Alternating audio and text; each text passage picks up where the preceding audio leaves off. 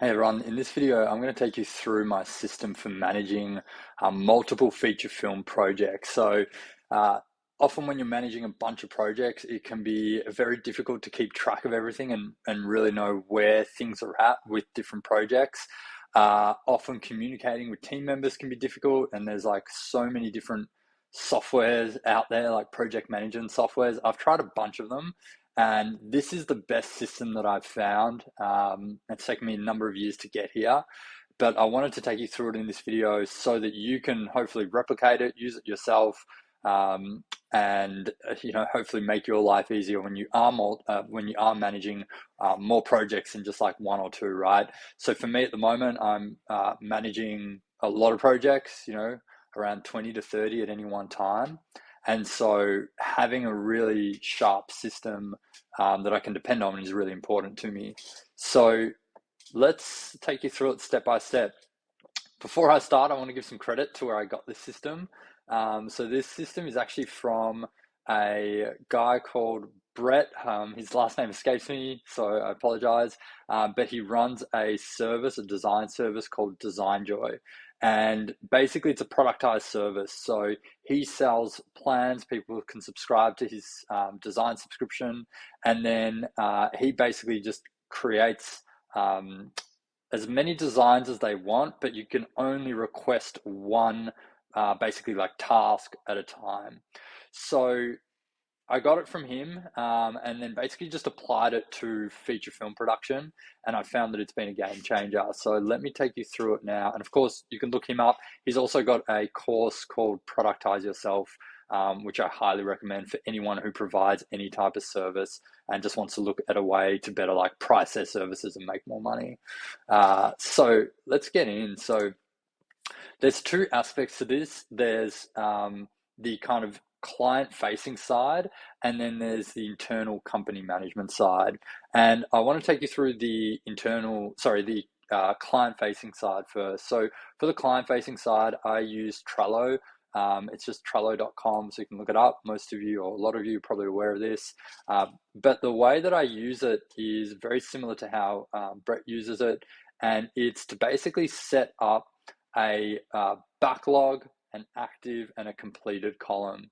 So this is really good because it gives you a snapshot of just like what you've done so far, what you're working on right now, what the team's working on, and then what you have coming up. Over here on the left, I've got like a start here board, and this is really just like when someone signs up to work with me, they get access to this board, right? So the client has it, I have it, any of their team members can have access to it as well. And so the first thing that we do is give them just like a start here, right? And this just explains how the system works, the backlog, the current request, and the completed. And the key thing here is to always just have one thing in the active column.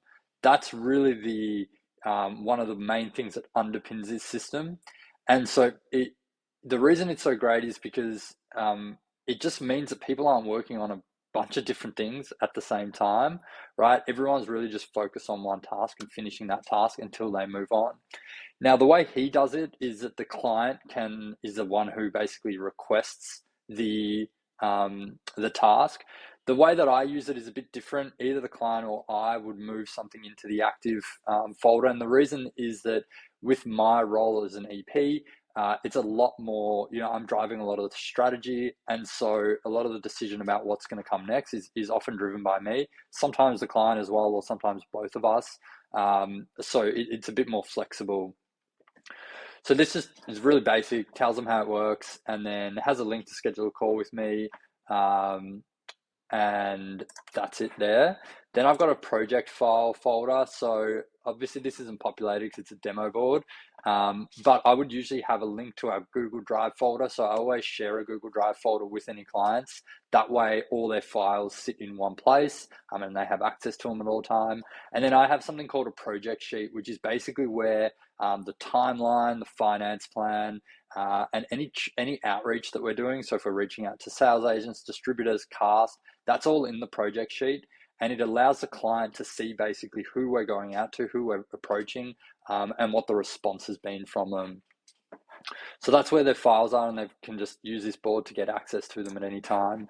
And then basically when the client gets started working with me, I ask them to just like drop all the files in here that they have. So they might have a script, a budget, pitch decks already, like whatever they've done, we just want to get all that material. I would then usually upload it into Google Drive as well, but that way it's sitting in here.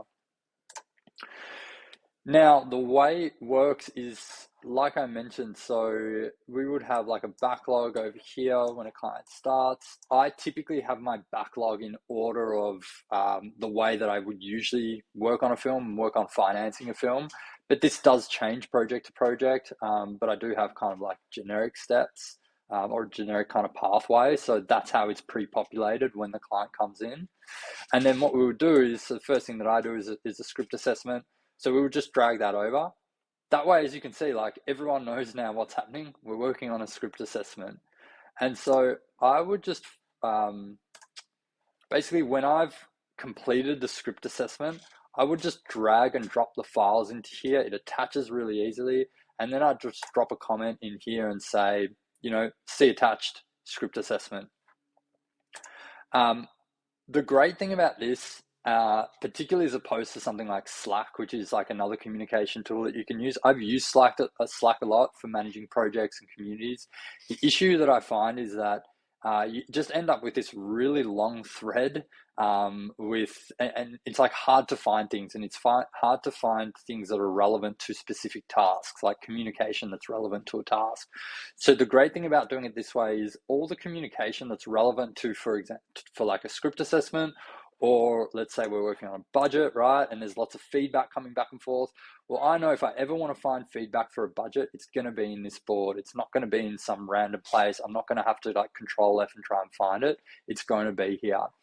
Also, as we do revisions on each project, right? So as there's new versions of different budgets or of different tasks, all those versions are going to sit in here. And so this board is now going to have all the different versions that we've worked on, as well as all the communication relating to it. And then when a task is completed, we simply move it into the completed section and we move the next one across. So this is how it works from the client side. Now, I still do meetings with clients. Other kind of people that run productized services, for example, Brett, he does no meetings. He has like a no meeting policy.